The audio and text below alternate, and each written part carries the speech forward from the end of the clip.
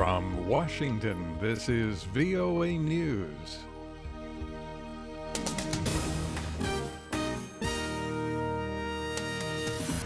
I'm David Forrest reporting.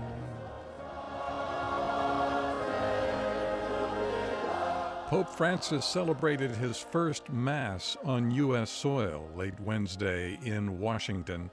Thousands gathered for the Mass held outside the National Shrine of the Immaculate Conception.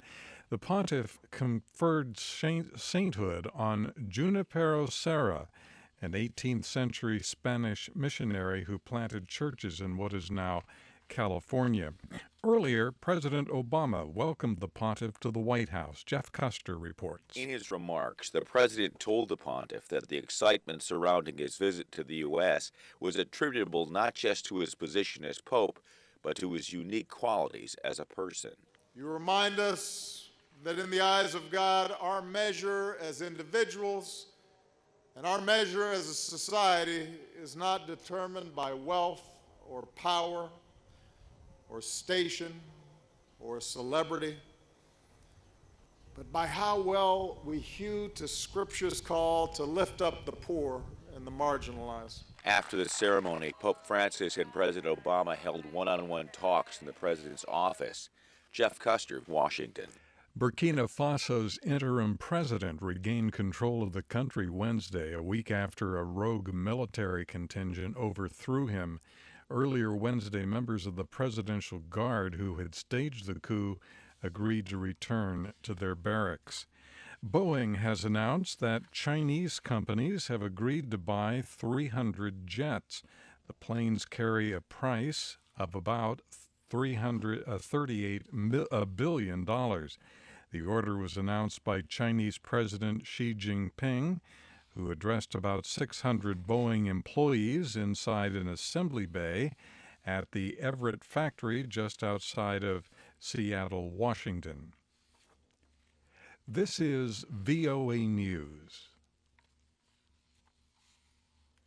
European Union leaders gathered in Brussels Wednesday for an emergency meeting to discuss the current migrant crisis. One of them was British Prime Minister David Cameron. We'll be working with our partners in the European Union to try and make sure we can all do more to help ease this crisis with a comprehensive approach. The EU heads of state remain split on how to cope with the asylum seekers. On Tuesday, EU interior ministers adopted a country-by-country quota plan, but Slovakia, just one of 4 countries that voted against the plan, today said it would not accept any refugees.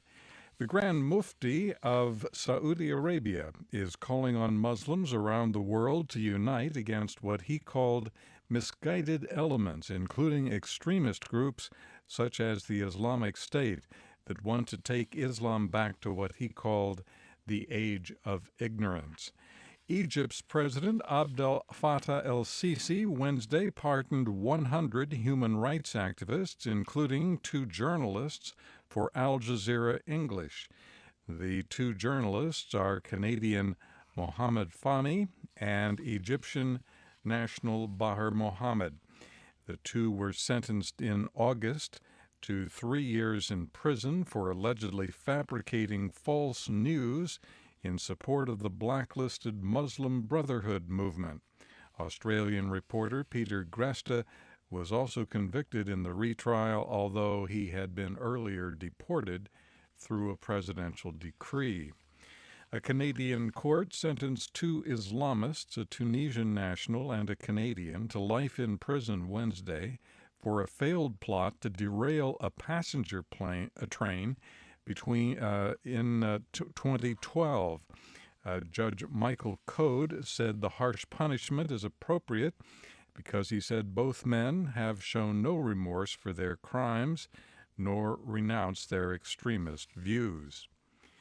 The U.S. Secretary of State says Russia's actions in Syria risk a confrontation with a coalition opposing the Islamic State group.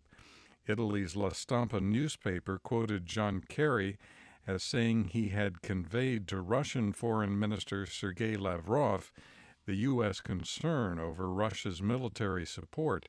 for the government of Bashar al-Assad.